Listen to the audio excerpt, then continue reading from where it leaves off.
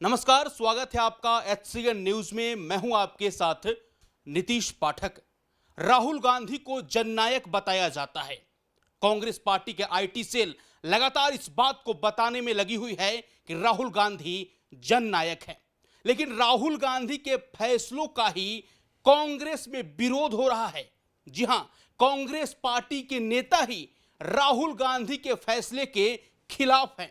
राहुल गांधी के बातों को कांग्रेस के नेता ही नहीं मान रहे हैं, जिसको प्रधानमंत्री बनने का एक तरीके से सपना है, और वहीं दूसरी तरफ उनके ही पार्टी के लोग उनकी बातों को नहीं मान रहे हैं। राहुल गांधी के बातों का विरोध कांग्रेस पार्टी में ही हो रहा है। कैसे, हम पूरा विश्लेषण करेंगे और अंदर की खबर हम आपको बताएंगे कि कैसे कांग्रेस की अंदरूनी कलह एक सनसनीखेज खुलासा लेकर सभी के सामने आ गई है। हमारे साथ वरिष्ठ सहयोगी एक बार फिर से सुनील राउत जी जुड़ चुके हैं। कैसे सर, कांग्रेस पार्टी के नेता राहुल गांधी के फैसलों का विरोध कर रहे हैं, क्या है अंदर का मामला? देखिए, ये बहुत चौंकाने वाली बात है नीतीश। जहां एक तरफ कांग्रेस पार्टी और कांग्रेस पार्टी का पूरा तंत्र राहुल गांधी के बारे में ऐसी छवि बनाने में जुट गया है कि ये जननायक है, लोगों के बीच में जा रहे हैं, लोगों के बीच में जाकर लोगों का दिल जीतने की कोशिश कर रहे हैं। कल ही वो रेल पटरियों पर बैग लेकर चलते हुए नजर आए थे। इस चित्र को बड़ा देश ने देखा। आज वो जम्मू कश्मीर गए हुए, वहां पर कुछ चुनावी उनकी रैलियां है। तो एक तरह से एक चित्र बनाने की कोशिश की जा रही कि प्रधानमंत्री नरेंद्र मोदी के बरक्स राहुल गांधी की लोकप्रियता बहुत ज्यादा बढ़ रही है। और ये इसमें कुछ तथ्यात्मक सच्चाई यह भी है कि राहुल गांधी की स्वीकार्यता पहले के मुकाबले बढ़ी है लोगों के बीच में। उनकी छवि में सुधार हुआ है, उनको लोग अब सीरियसली लेने लगे हैं। लेकिन लगता है कि राहुल गांधी की यह स्वीकार्यता कांग्रेस के नेताओं को पच नहीं रही है। कांग्रेस के नेता ही सर्वमान्य नेता या उसको स्वीकार्य नेता मानने को तैयार नहीं है राहुल गांधी को, ऐसा लग रहा है। अब ये मैं क्यों ऐसा कह रहा हूं? क्योंकि राहुल गांधी एक फैसला करते हैं अपने पार्टी के अंदर और उनको लगता है कि ये होना चाहिए, लेकिन उनके ही पार्टी के बड़े नेता राहुल गांधी के फैसले का विरोध करते हैं। वो कहते हैं ऐसा नहीं होना चाहिए। तो ये एक तरह से कांग्रेस पार्टी में राहुल गांधी की स्वीकार्यता पर प्रश्न चिन्ह है। अब ये मैं क्यों कह रहा हूं? क्योंकि हरियाणा में इन दिनों चुनाव होने हैं। चुनाव की तैयारी जोर शोर से चल रही है जम्मू कश्मीर और हरियाणा में। और हरियाणा में कांग्रेस पार्टी आश्वस्त है। आईटी सेल की अगर बात करें या हरियाणा के कांग्रेस के नेताओं की बात करें तो आश्वस्त है कि कांग्रेस पार्टी वहां सरकार बनाने जा रही है। आपने सुना भी होगा बयानों में, जिस तरह से भूपेंद्र हुड्डा दीपेंद्र हुड्डा उन्होंने एक यात्रा निकाली और पूरी जन जन के बीच में वो जा रहे हैं। राहुल गांधी की पदयात्रा के बरक्स भारत जोड़ो यात्रा के तौर पर ही उन्होंने गांव गांव ढानी ढानी वहां पर यात्रा की और हरियाणा के लोगों से कनेक्ट होने की कोशिश की। वही कुमारी शैलजा ने अपनी एक अलग यात्रा वहां चलाई थी, वहां पे भी दो गुट कांग्रेस में देखने को मिले। अब लेकिन राहुल गांधी को पता नहीं क्यों ऐसा लग रहा है कि कांग्रेस के लिए हरियाणा मुश्किल हो सकता है थोड़ा, क्योंकि वहां पर आम आदमी पार्टी जो है अरविंद केजरीवाल की, वो भी ताल ठोक रही है। और वो इंडिया गठबंधन के अलायंस तो ये है इधर, लेकिन वहां पर अलग अलग ये चुनाव लड़ रहे हैं। तो राहुल गांधी को क्यों ऐसा लग रहा है कि कांग्रेस पार्टी को हरियाणा में मुश्किल हो सकती है? तो राहुल गांधी ने एक सलाह दी, एक सुझाव दिया कि हमें अरविंद केजरीवाल की पार्टी के साथ वहां गठबंधन कर लेना चाहिए और दोनों अगर हम मिलकर चुनाव लड़ेंगे तो ये पार्टी की जीत में आसान होगा। ये राहुल गांधी का सुझाव था।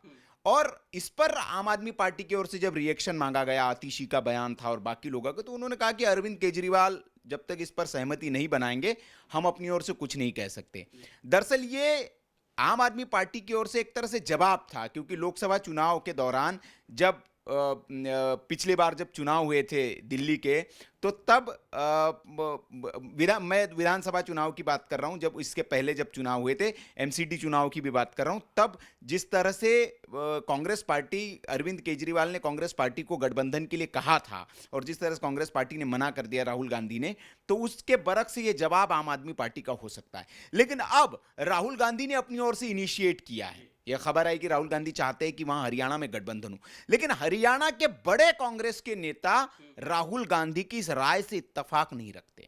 उन्होंने कहा कि नहीं, यहां पर हरियाणा में कांग्रेस को अकेले ही चुनाव लड़ना चाहिए, आम आदमी पार्टी के साथ गठबंधन नहीं करना चाहिए। मतलब कांग्रेस में ही राहुल गांधी का विरोध हो रहा है, एक तरह से कह सकते हैं, क्योंकि आपका बड़ा नेता, जिसको आप प्रधानमंत्री का उम्मीदवार कहते हैं, जो अध्यक्ष से बड़ा है आपके लिए, भाई खड़गे जी से तो बड़े ही है राहुल गांधी, ये किसी को बताने की जरूरत थोड़ी है।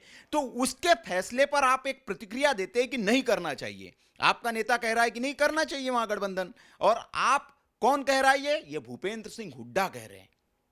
अजय प्रताप सिंह बाजवा का भी बयान आया, जो पंजाब के कांग्रेस। हाँ, तो पंजाब में भी दरअसल क्या है कि पंजाब में आम आदमी पार्टी की सरकार है और कांग्रेस वहां अपोजिशन में है, तो वहां दोनों के बीच की नूरा कुश्ती किसी छिपी नहीं है।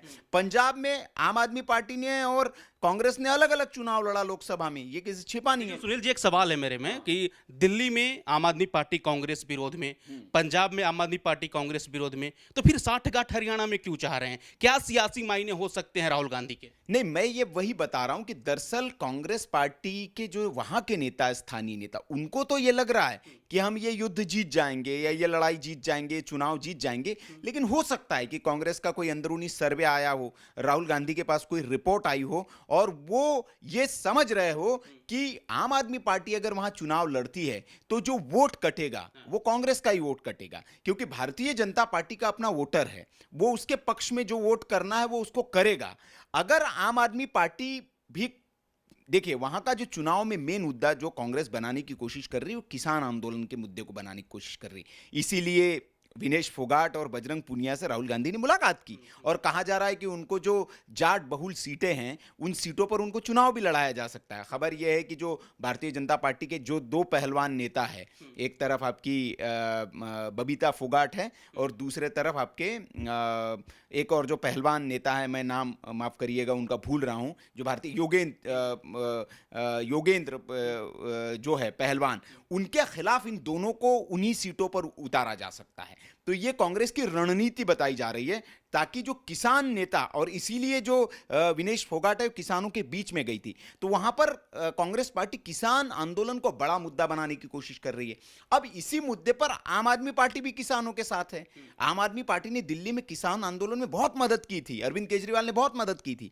तो किसानों का वोट जो है वो जाहिर तौर पर बटेगा दो भागों में, और इस वोट के बिखराव का फायदा अगर किसी को होगा तो भारतीय जनता पार्टी को होगा।